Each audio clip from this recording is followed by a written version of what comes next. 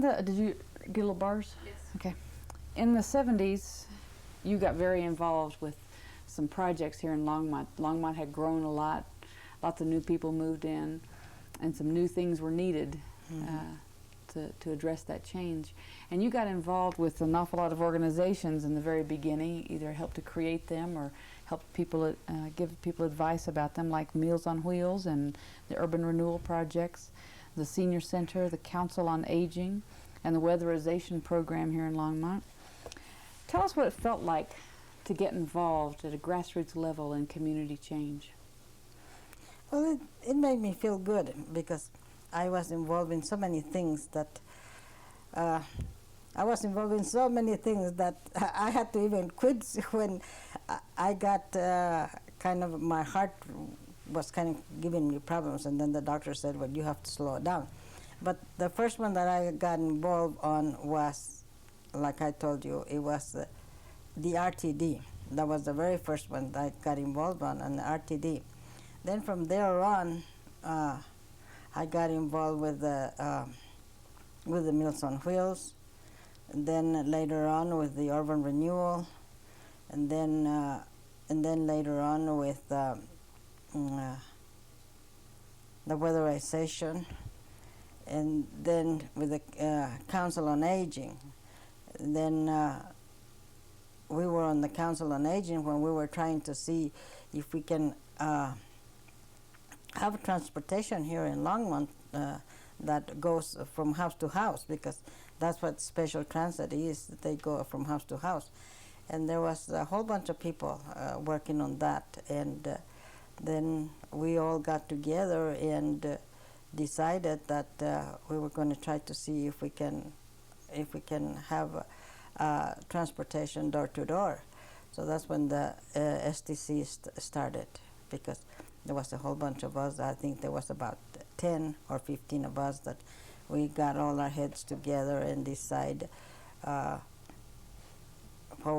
are we going to put the STC and all that. So finally, when we all decided that it was a good idea, so then that's when the STC came in. And then there's, and I like to be involved in a lot of things. I used to like to be involved in a lot of things, and I enjoyed it, How did you know how to do it? How did you know how to organize and get things going? Well, when you get a bunch of people together, you know, you put your heads together, all of you, and make this decision and make the other decisions, and then in the end, well, you come up with a solution, and that's all it takes. But it needs people that wants to be involved in these things, because there's a lot of people that they don't like to be involved in a lot of those things, and you have to have you have to be willing to do these things for able to come up with something. Other than that, you never come up with anything. So. What advice would you give someone who would like to get involved in community projects like that? How would you advise them to get started?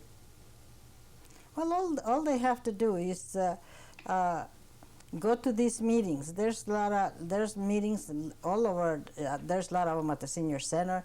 There's the Council on Aging is still going, and if you go to these meetings and see what's going on, and then from there on you can decide whether you want to stick going do something of these things or try to do them, because that's what I did. I went to a lot of the meetings, and if I thought I could do it good, well, then I the next time that they needed somebody to replace somebody, well, I sent my name in, and that's the way I went. And then at the end, well, I wasn't even given my name. A lot of people were said, we're going to nominate Lou, or in a lot of different places. That's the way it did. It happened, because in a lot of places, maybe 2-3 places, I put my name, and then from there on, everybody gave my name to this, my name to that one, and I was on. The husband used to say, I don't see why you go to all this, and they nominate you for it. I said, I didn't even go to that meeting. They nominated me because they wanted to, not because I was over there. So a lot of times I didn't go, to a lot of things. before I knew it, I was in it. So I didn't have any other choice but to keep on. Are you, your involvement in these organizations and boards and advisory boards, what did that do for you? That was an education for me. That, most of all, that was an education for me.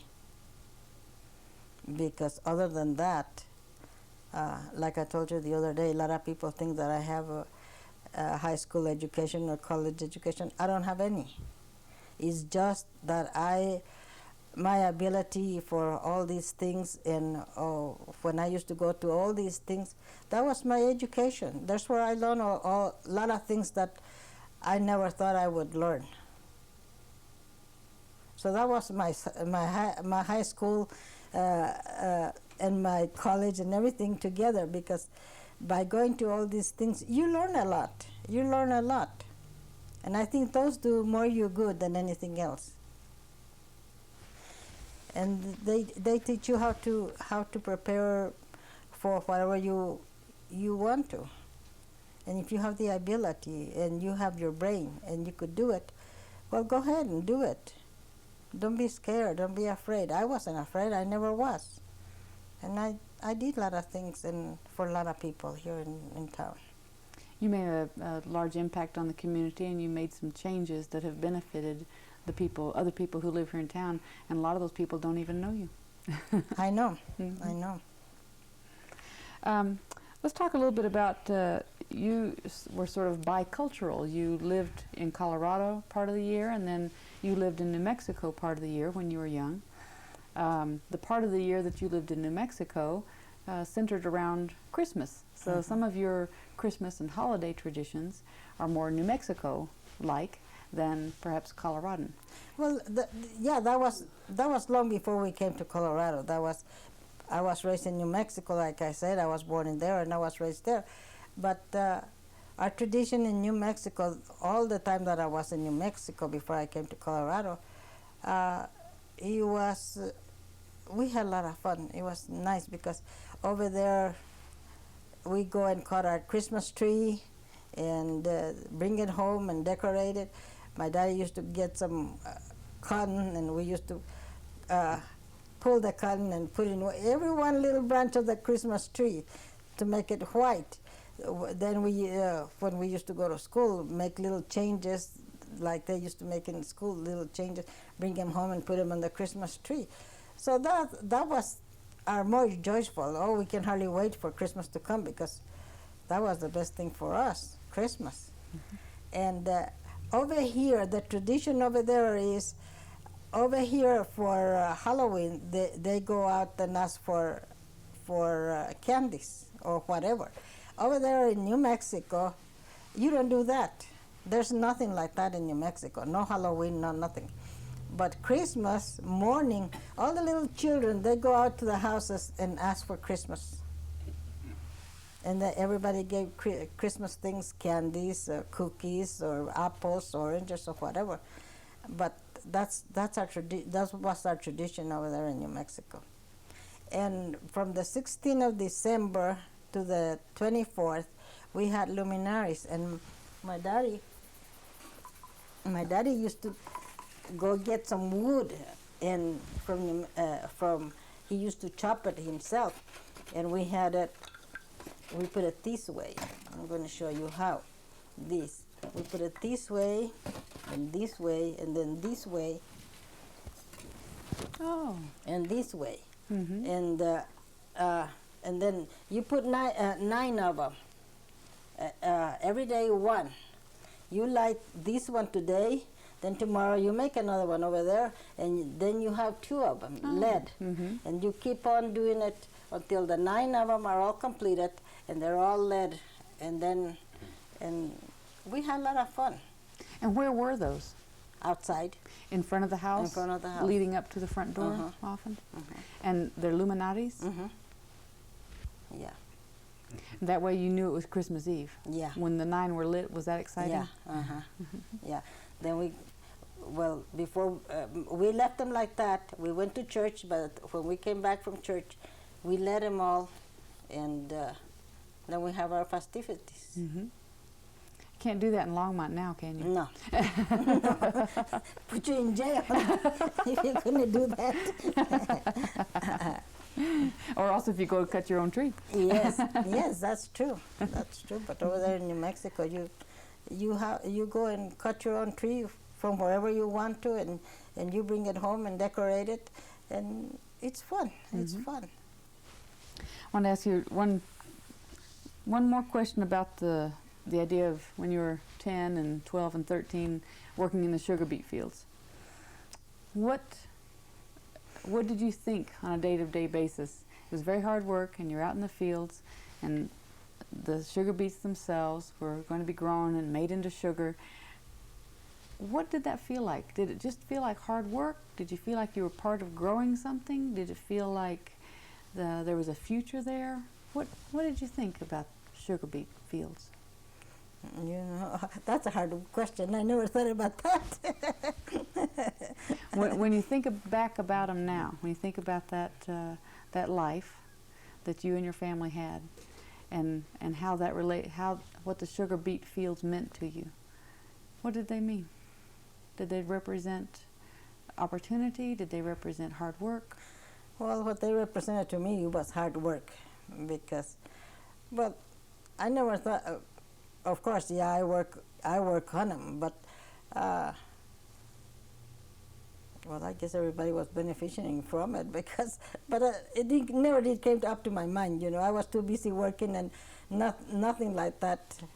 I guess I never thought about anything like that.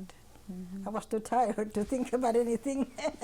When you're driving out in September or so down the county roads and you see fields of sugar beets, I just go the other way. They got me sick. I would too. I think I'd use corn syrup instead of sugar. When a lot of people see in the summertime that the nationals are out there working on the beets, I tell my husband, "Gee, I'm glad I'm not there anymore." That was. I tell him, this is easy now. They're doing it easy. When we did it, it was hard. Nobody. A lot of times I say what we did, and nobody believe it. Nobody believe it because they think I'm exaggerating or something, but it's not. It's the real truth. When you would thin the beets, how long would it take you to get down one row of beets? There's a quarter of a mile of a road, a quarter of a mile long. So by the time you get to the other end, your back is killing you, your knees are hurting you. You don't feel like turning back in another road. It was a hard life, wasn't it? Oh yeah, it sure was. But that's not your life now. No. Now you've been involved in the community. You have a lovely, large family. Many of them live here in Longmont. My oldest daughter lives. It's that one over there. Okay. Lydia, she lives in Denver. Rose, she lives in Frederick.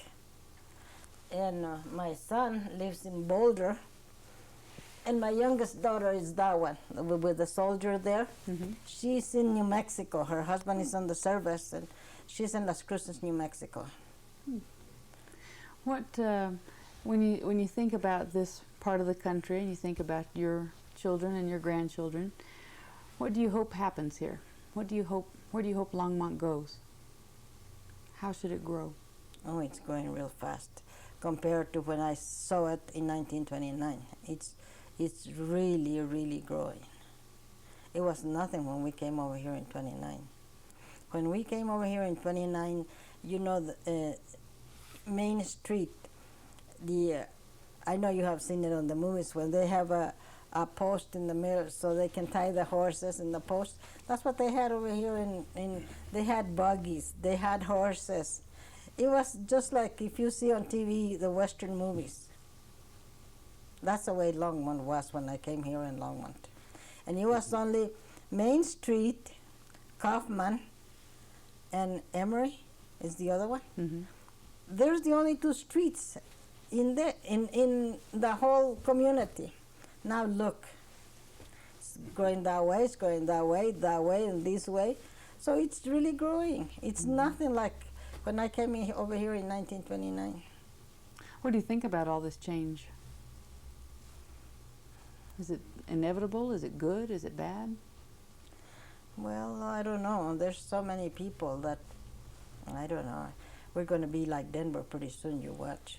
It's not going to be very long since we're going to be like Denver. Or a part of Denver. Or part of Denver, because it's going to Lafayette, and Broomfield is coming to Lafayette, and Broomfield is going to Denver, and Boulder is coming to Broomfield and Lafayette. So it's going to be a one big city. Mm-hmm.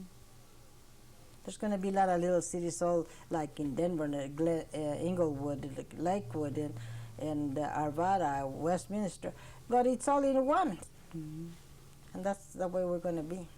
There's not going to be many beet fields, aren't there? No.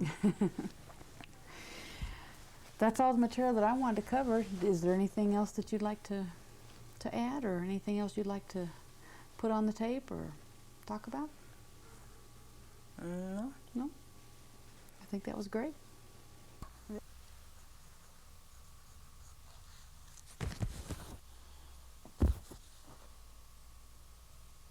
Why should I take that? You want me to take that wire out of there, the telephone wire? Well, Let me take it off. are you sure that wouldn't be too much trouble? No. Okay.